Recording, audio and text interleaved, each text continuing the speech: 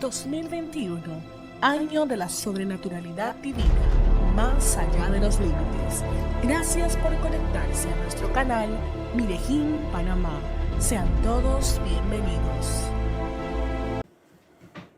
Buenas tardes, amados hermanos y amigos, que el Señor les continúe bendiciendo de una manera muy especial en este día tan hermoso que hizo el Señor y en el que nos hemos estado gozando y alegrando. Domingo 9 de mayo del año 2021, el año de la sobrenaturalidad divina más allá de los límites.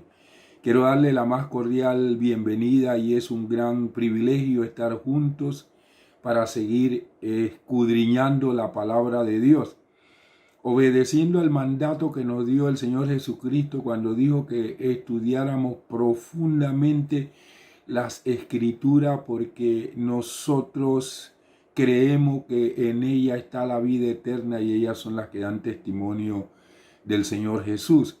Así que Dios nos regala este tiempo para que juntos nosotros podamos seguir estudiando el libro de los Hechos del Espíritu Santo. Así que póngase cómodo, cómoda, y vamos entonces a tener una palabra de oración para seguir nuestro estudio. Papito lindo, queremos juntos en esta tarde adorarte, bendecir, glorificar tu nombre y darte gracias porque tú nos has traído hasta este momento con bien, para que juntos podamos nosotros nutrirnos de tu palabra, ser edificados y fortalecidos en nuestro ser interior por el poder de esa palabra que tú envías y el poder de tu glorioso, santo y divino Espíritu. Esta tarde abrimos nuestros corazones a ti. Deposita en ellos la palabra que trae tu revelación, inspiración, iluminación, a fin de que nosotros podamos, Señor, ser mucho más útiles por ti en la labor ministerial y en el reflejo de la imagen de nuestro Señor Jesucristo en nuestra vida espiritual. Por todo cuanto tú hagas en esta tarde, nosotros siempre tendremos el cuidado de darte a ti la honra y la gloria. En el nombre precioso de nuestro Señor Jesucristo. Gracias, Padre. Amén y amén. Bien, amados y amadas, el título de la exposición en el día de hoy es Bernabé y Saulo apartados y comisionados para la obra misionera. Continuamos estudiando el libro de los Hechos del Espíritu Santo. Entramos ahora en el capítulo número 13. Este es un capítulo eminentemente misionero, en conformidad con Hechos 1:8. Hay 5 aspectos sobresalientes en el mismo. La solemne ordenación de Bernabé y Saulo para la gran obra de llevar el evangelio a las naciones. Esto va desde el versículo 1 hasta el 3. Su predicación en Chipre y la oposición del mago Elima. Este va desde el versículo 4 al versículo 13.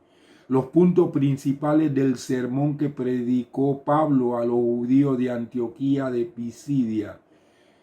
Va desde el versículo 14 al 41. Cuarto, predicación del evangelio a los gentiles del lugar, del versículo 42 al 49. Y quinto, la persecución que los judíos incrédulos provocaron contra Pablo y Bernabé, versos del 50 al 52. Esta es la división de este capítulo número 13 del libro de los Hechos del Espíritu Santo. Hoy mi disertación se enfocará en los 2 primeros puntos: la solemne ordenación de Bernabé y Saulo para la gran obra de llevar el evangelio a las naciones, su predicación en Chipre y la oposición del mago Elima. Vamos a ver este primer punto: la solemne ordenación de Bernabé y Saulo para la gran obra de llevar el evangelio a las naciones. Hechos 13 del 1 al 3. Así dice la palabra del Señor. Había entonces en la iglesia que estaba en Antioquía unos profetas y maestros, Bernabé, Simón llamado Níger, Lucio de Cirene, Manaén, que había sido criado con el tetrarca Herodes y Saulo. Mientras ellos ministraban al Señor y ayunaban, el Espíritu Santo dijo: apártenme a Bernabé y a Saulo para la obra a la que los he llamado. Entonces, habiendo ayunado y orado, le impusieron las manos y lo despidieron. ¡Qué tremendo! Tenemos aquí la comisión dada por el Espíritu Santo a Bernabé y a Saulo para ir a predicar el Evangelio a los gentiles. Hay en este pasaje tres aspectos importantes que podemos destacar. Primero, el estado de la iglesia de Antioquía de Siria. Esta iglesia estaba bien equipada de buenos ministerios, profetas y maestros, eminente por sus dones, gracias y servicios. Antioquía era una gran ciudad y había en ella muchos cristianos, por lo que se necesitaba que hubiese muchos ministros de Dios. Se nombra en primer lugar a Bernabé y en último lugar a Saulo, ya sea por ser los más eminentes del grupo, así piensan muchos exégetas, ya sea por orden de incorporación a la iglesia, pues Saulo acababa de llegar. Simeón, también llamado Simón, el que se llamaba Níger, que en latín significa negro, probablemente por el color de su piel. Lucio de Cirene y Manaén. Hebreo, Manaén en hebreo es Menahem. Hay un primer ministro de Israel que se llamaba Menahem Begin. Ahora, Menahem es el nombre de Manaén en hebreo y significa consolador.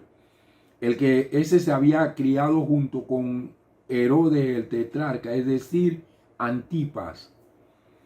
Procedía pues de la aristocracia de Galilea, pero abandonó toda esperanza de promoción temporal para seguir a Cristo. Es preferible ser compañero de sufrimiento de un santo antes que ser compañero de persecución de un tetrarca. Los maestros y profetas de la iglesia estaban bien ocupados. Dice la palabra que estaban celebrando el culto del Señor y ayunando, donde se incluye necesariamente la oración. Amados y amadas, qué variedad hay en la iglesia. El nexo común de estos 5 hombres fue su gran fe en Cristo. Nunca debemos excluir a aquel que Cristo llama para seguirle. Generalmente los profetas eran maestros, pero no todos los maestros eran profetas. Los que han de instruir a otro han de ser instruidos por el Señor y servir a Cristo. Ministrar ante el Señor y orar con sobriedad de alimentación habrían de ser las ocupaciones de primer orden de los líderes de la iglesia de Antioquía y debe ser en todo tiempo. Fue entonces precisamente cuando dijo el Espíritu Santo: apartadme a Bernabé y a Saulo para la obra a la que los he llamado. El Espíritu Santo orienta a la iglesia en general y a sus líderes en particular para que Bernabé y Saulo se dediquen a una obra a la que el mismo Espíritu ya los ha llamado. También se puede traducir poner aparte con límites. No especifica la obra, pero hace referencia a un anterior llamamiento cuyo significado ellos mismos conocían. Para entonces ya estaba claro sobre quiénes habían de ir a los de la circuncisión y quiénes a los gentiles. Como dijo el apóstol Pablo en Gálatas capítulo número 2, versículo 9. Y cuando percibieron la gracia que me había sido dada, Jacobo, Pedro y Juan, quienes tenían reputación de ser columna, nos dieron a Bernabé y a mí la mano derecha en señal de compañerismo, para que nosotros fuéramos a los gentiles y ellos a los de la circuncisión. Sin duda, la orden del Espíritu Santo fue dada por boca de alguno de los profetas de la iglesia. La iglesia apartó a Pablo y a Bernabé para la obra que Dios tenía para ellos. Apartar significa separar con un propósito especial. Nosotros también debemos dedicar a nuestros pastores, misioneros y obreros cristianos para sus tareas. Podemos también dedicarnos con nuestro tiempo, dinero y talento para la obra de Dios. Pregúntele a Dios qué quiere que le dedique a Él. Los ministros son separados para ser usados en la obra del Señor bajo la conducción del Espíritu Santo. Todos los que son separados por el Señor son separados para trabajar, pues Cristo no quiere siervos inútiles, holgazanes. Pero no son ellos los que se han de ofrecer para el trabajo, sino que ha de preceder el llamamiento de Dios. Es muy importante ser llamado por el Señor. Lo tercero que podemos ver en este pasaje, su solemne ordenación para la obra misionera. Dice la palabra, entonces, entre paréntesis, no antes, habiendo ayunado y orado, les impusieron las manos y les dieron la despedida. Esto quiere decir que los soltaron.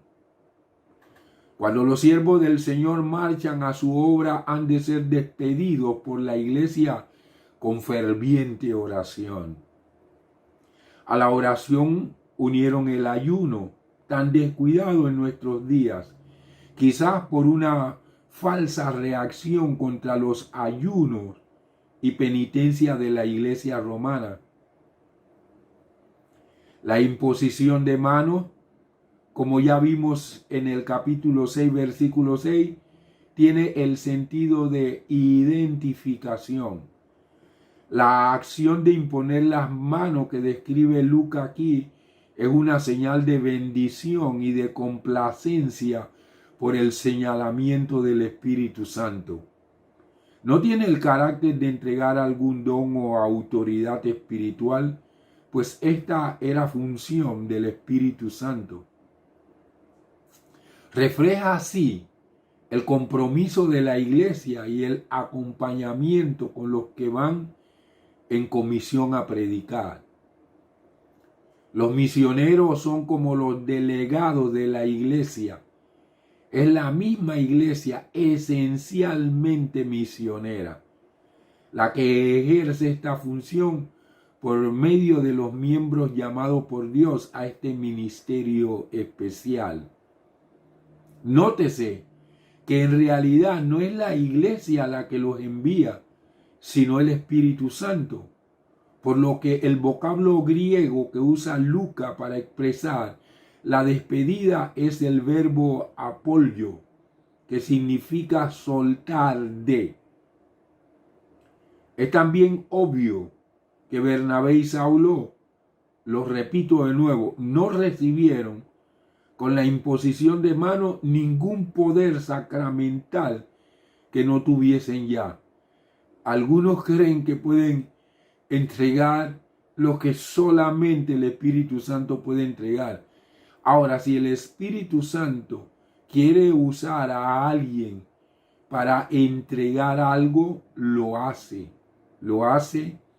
Dirige, guía, conduce para que eso ocurra. Pero nosotros, de nosotros mismos, no tenemos la capacidad de entregarle nada a nadie. Este fue el comienzo del primer viaje misionero del apóstol Pablo. La iglesia se involucró al enviar a Pablo y Bernabé, pero el plan era de Dios. ¿Por qué Pablo y Bernabé fueron a esos lugares? Hay algunos aspectos importantes. Uno, el Espíritu Santo los condujo. 2. Siguieron la ruta de comunicación del Imperio Romano. Esto facilitó el viaje. 3.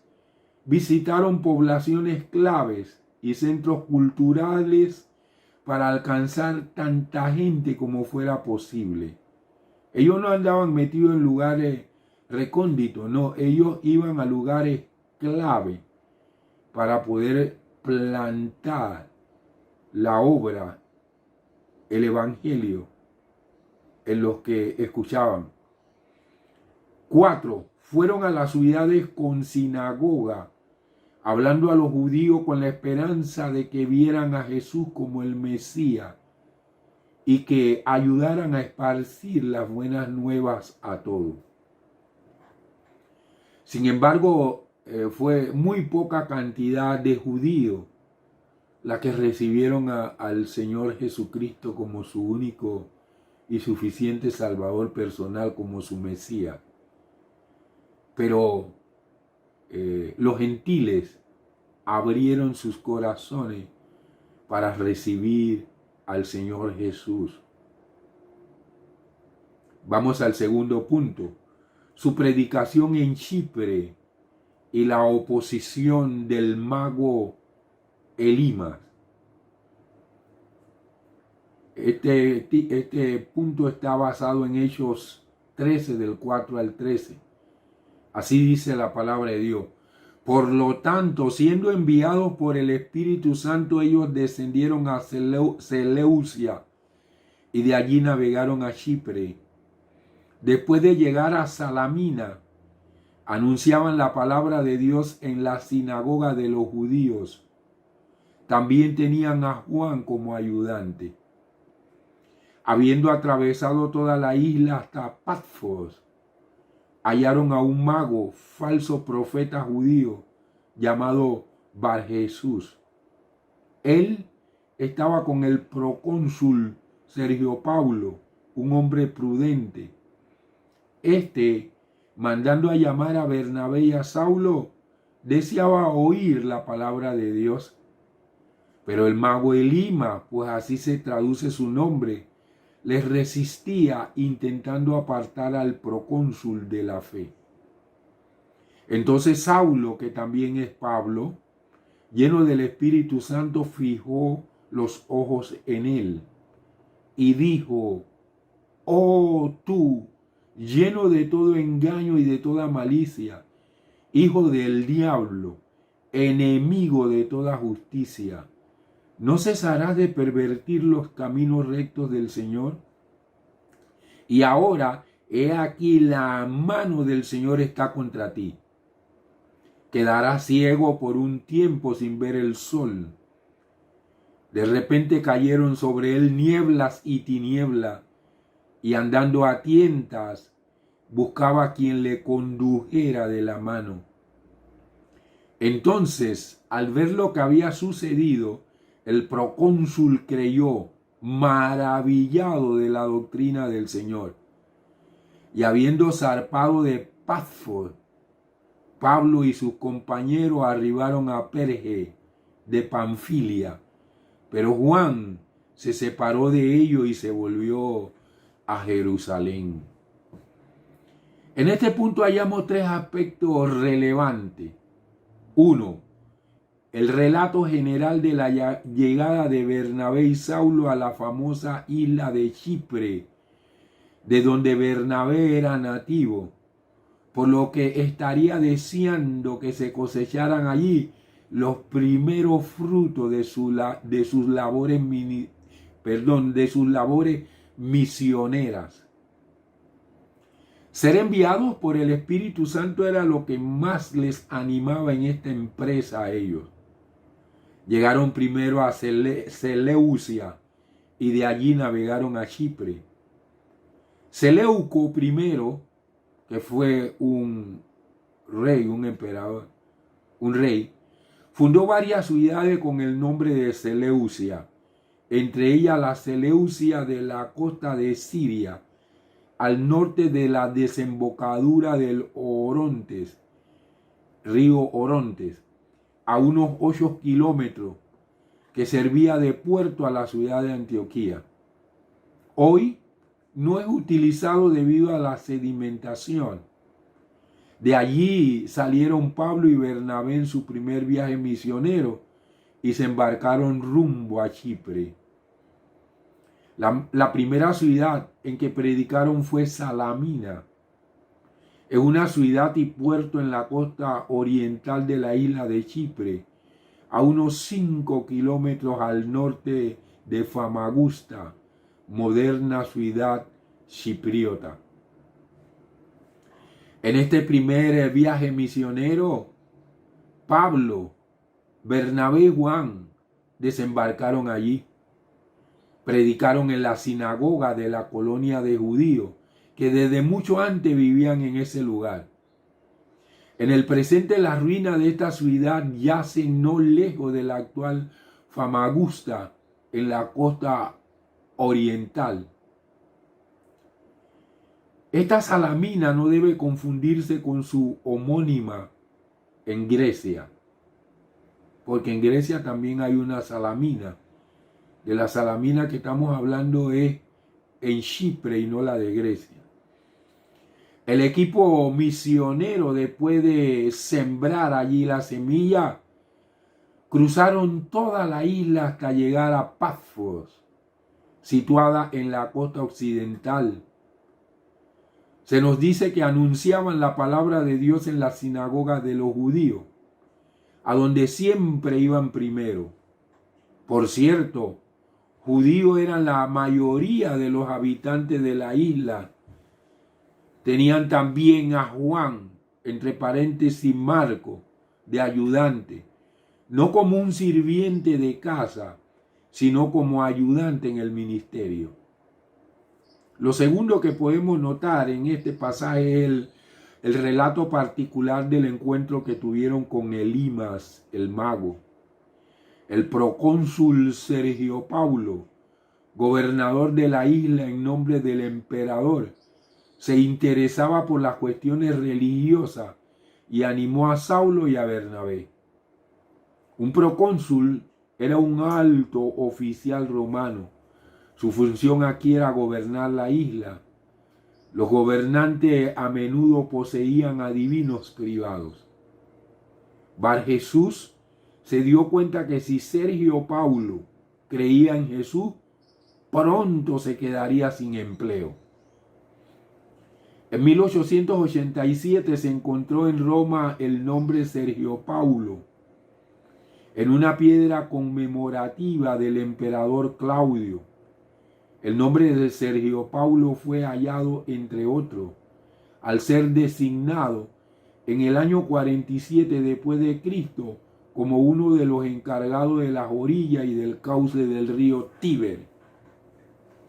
Después de haber servido 3 años como procónsul en Chipre, volvió a Roma, donde desempeñó este cargo que acabamos de mencionar.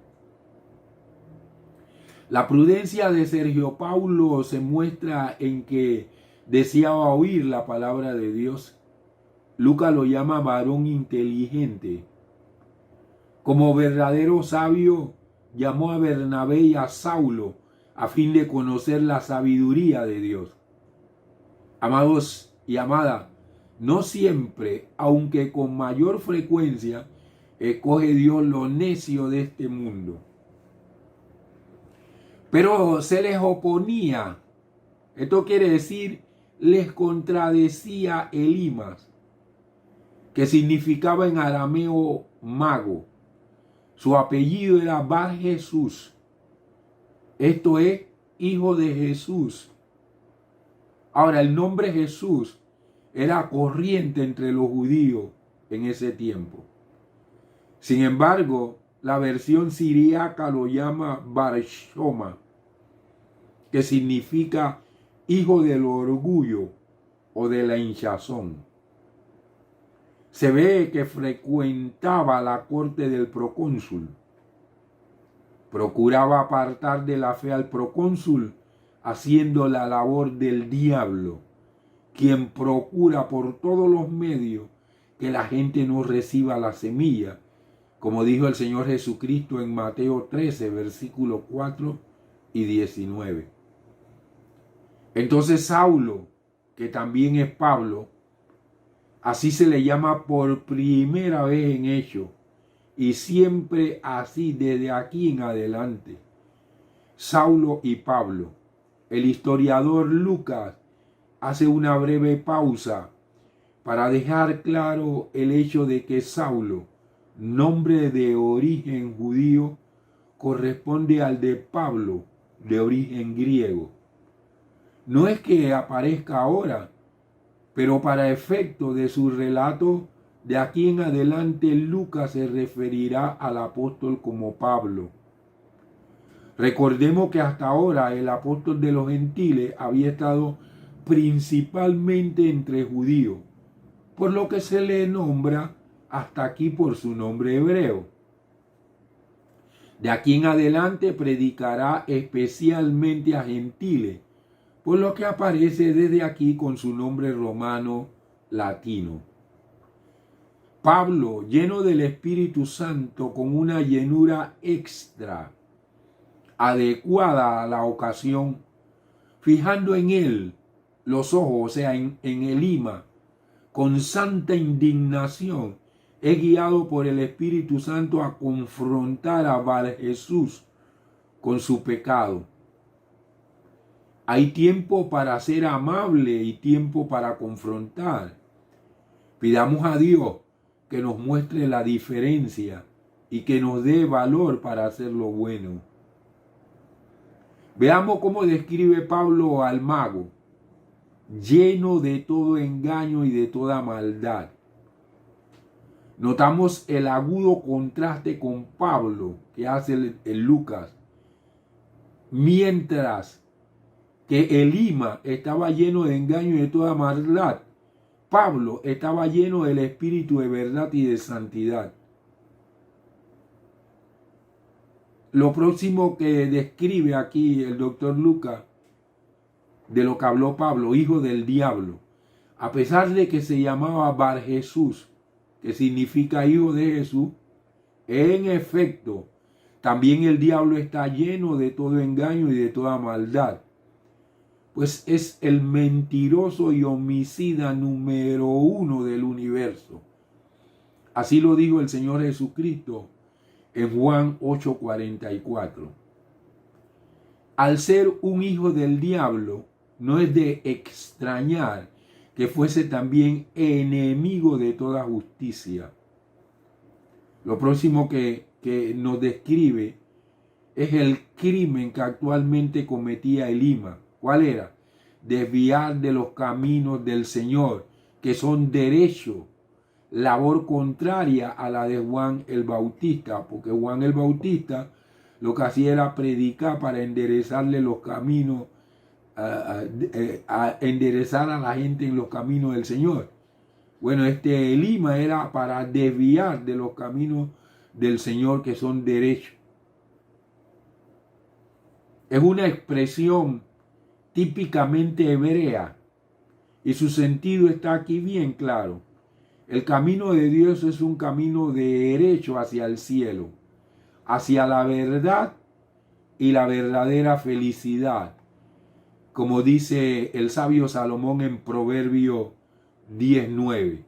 Dice así: el que camina en integridad anda confiado, pero el que pervierte sus caminos será descubierto. Y todo el tiempo anda con temor de que descubran que no anda en la verdad. Los que tuercen este camino derecho de Dios no solo yerran y vagan sin rumbo, sino que desvían también a otros por medio de los prejuicios con que les llenan la cabeza y les enturbian la vista, de forma que les parece derecho lo que es torcido. Andan engañados.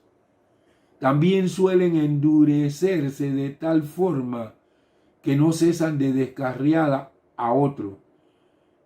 En el presente hay muchos Elima, gente que anda tratando de extraviar a los hijos de Dios que andan en el camino recto.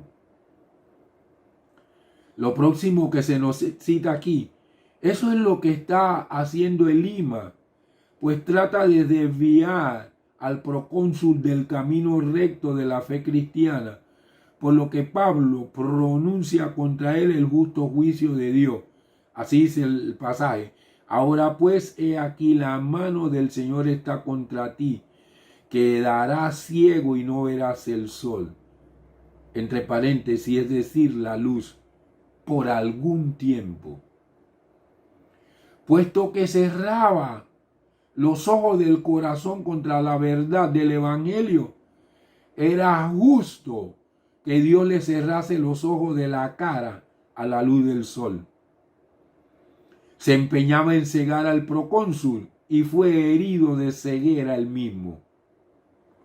Fue, con todo, un castigo muy suave, pues solo por algún tiempo quedó ciego. Si se arrepintiera y diera gloria a Dios, tanto la vista espiritual como la corporal le sería otorgada.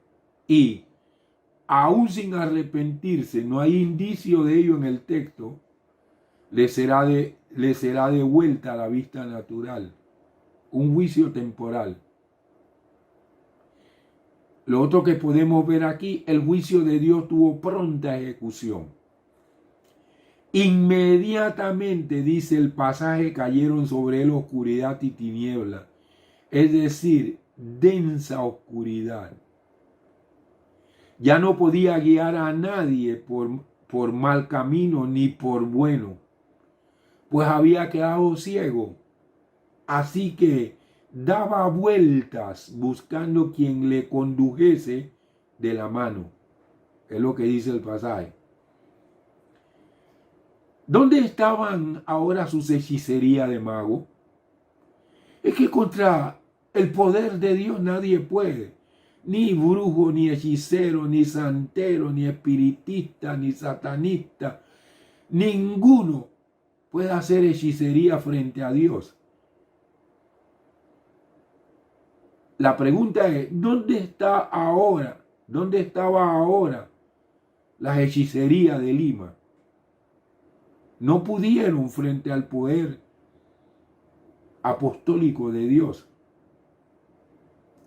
A pesar de todos los intentos de Elima por desviar de la fe al procónsul, este fue llevado por el Señor a creer, y a ello contribuyó el milagro obrado en el mago por el ministerio de Pablo. Dice la palabra, siendo varón inteligente, vio en ello algo de origen evidentemente divino. Dice la palabra, quedó impresionado por la doctrina del Señor, es decir, por el Evangelio, el cual es el poder de Dios para salvar, como dice el apóstol Pablo en Romanos 1:16. Ese poder es el que el procónsul observó en la palabra de Pablo. Lo tercero que podemos ver en el pasaje se nos refiere a continuación la marcha de los misioneros de la isla de Chipre. Habiendo zarpado de Pafos, Pablo y sus compañeros arribaron a Perge de Panfilia. Es lo que dice el pasaje. Se nota aquí que Pablo ejerce, porque ya entonces cambia, antes era Bernabé y Pablo, ahora cambia y dice que habiendo zarpado de Pafos, Pablo y sus compañeros arribaron a Perge de Panfilia. Se nota aquí que Pablo ya ejerce un verdadero liderazgo espiritual.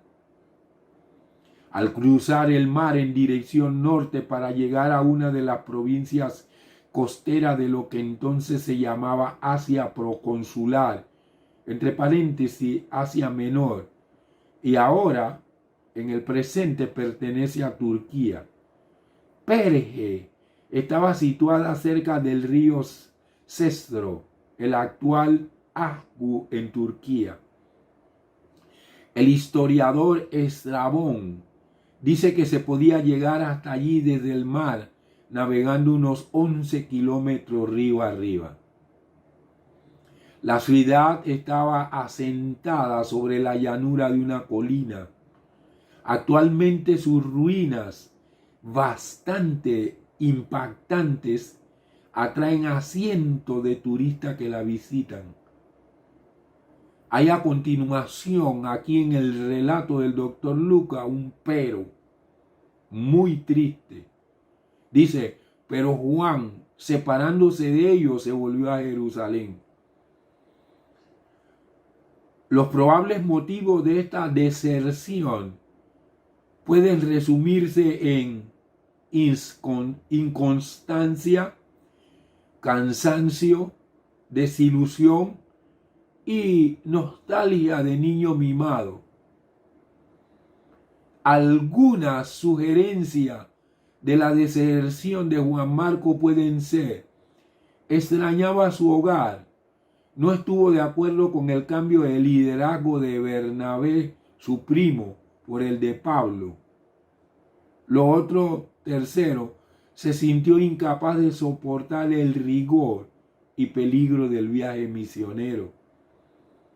Esta separación dará lugar más tarde a otra más agria, según podemos encontrar en Hechos capítulo 15, versículo del 36 al 40, aunque providencial, porque dice que Dios hace que todas las cosas obren para bien. Se dio una separación entre el ministerio de Pablo y de Bernabé por causa de Juan Marcos. Como yo la semana pasada estuve hablando acerca de eso. Pero lo maravilloso de esto fue que ellos, aunque fueron en direcciones diferentes, pudieron cubrir todos los lugares donde se había plantado obra. Lo cubrieron para poder supervisar el crecimiento y desarrollo de las iglesias. Así que a veces nosotros hacemos, como comúnmente decimos en Panamá, trastadas, pero al final el Señor toma esos errores nuestros y lo convierte en bienestar. Y si nosotros nos arrepentimos, eso entonces nos ayuda a madurar y a sincronizarnos mejor con el Señor. Hemos visto pues este relato maravilloso del inicio del capítulo número 13 del libro de los Hechos del Espíritu Santo. Importante la consagración, la dedicación a estos dos hombres para la labor misionera. En el día de hoy necesitamos también orar, ofrendar para enviar muchos misioneros, porque el evangelio de nuestro Señor Jesucristo debe ser predicado en toda la tierra, así como fue predicado en el primer siglo. Vamos a darle gracias a Dios por este estudio del capítulo 13, los versículos del 1 al 13. Padre, muchísimas gracias por todo lo que nos has entregado, el conocimiento que de seguro nos da un crecimiento espiritual y nos da una mayor perspectiva de la labor que tu Espíritu Santo quiere hacer en medio de la iglesia de nuestro Señor Jesucristo. Ayúdanos a sincronizarnos con tu propósito y tu voluntad para que podamos ser ministros efectivos como lo fueron Pablo y Bernabé. Que en todo lo que nosotros hagamos tú seas honrado y glorificado. Señor, muchísimas gracias en el nombre precioso de nuestro Señor Jesucristo por nutrirnos con tu palabra y con la maravillosa trascendencia de tu Espíritu Santo. Gracias, Señor. Amén y amén.